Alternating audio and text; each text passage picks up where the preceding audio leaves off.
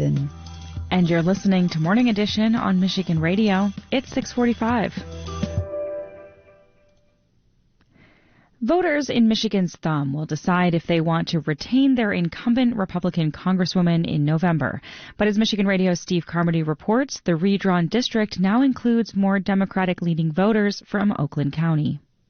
As she campaigns for re-election, incumbent GOP Representative Lisa McClain says what's important to voters in the thumb is clear. If I listen to the people that are in my district, it's three things. It's the economy, the economy, the economy. Everything right now is revolving around the price of things. McClain says Washington should be doing more to rein in inflation. She represents the sprawling district that stretches from the tip of the thumb south to some of Detroit's northernmost suburbs. McClain won her congressional seat 2 years ago as a dedicated supporter of then-President Donald Trump.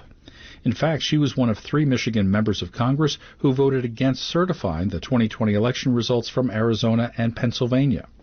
And McClain's support for the former president continues. Who is excited to see our favorite president today?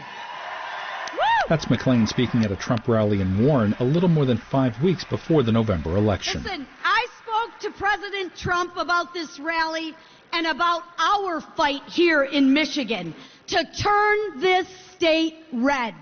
Brian Jay thinks McClain's ties to the former president may provide a path for a challenger in a district redrawn to include more Democratic voters.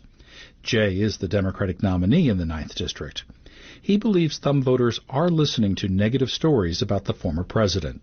I think it's affected voters, and I think it could hurt her in November. Jay sees abortion as a key issue in the campaign. McClain says the issue should be left up to the states.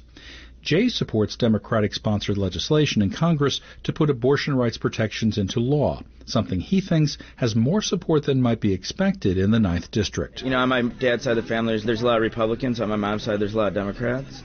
But one thing I've seen correlate and stay consistent is that a woman doesn't like to be told what to do with her own body. Jay has his own challenges to overcome, including that he lives a couple miles outside of the newly drawn district. Meanwhile, Libertarian Party nominee Jacob Keltz has an odd admission as he runs to unseat Republican Lisa McClain. Well, the funny thing is, I voted for her 2 years ago. The electrician turned first-time candidate with the Seth Rogen laugh says he decided to run against McClain this year because of her support for the National Defense Authorization Act and her vote against marijuana legislation. There's also one more name on the ballot. Jim Walkowitz is the Working Class Party nominee in the 9th Congressional District. David Dulio is a professor of political science and director of the Center for Civic Engagement at Oakland University. He believes McClain's challengers face an uphill battle.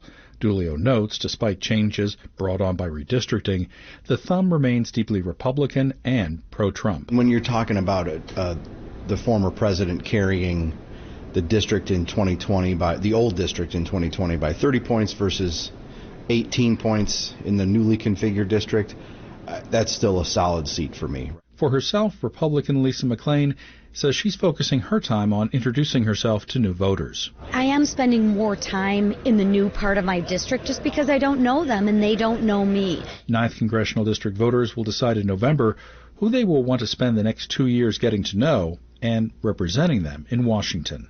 I'm Steve Carmody. You're listening to Michigan Radio.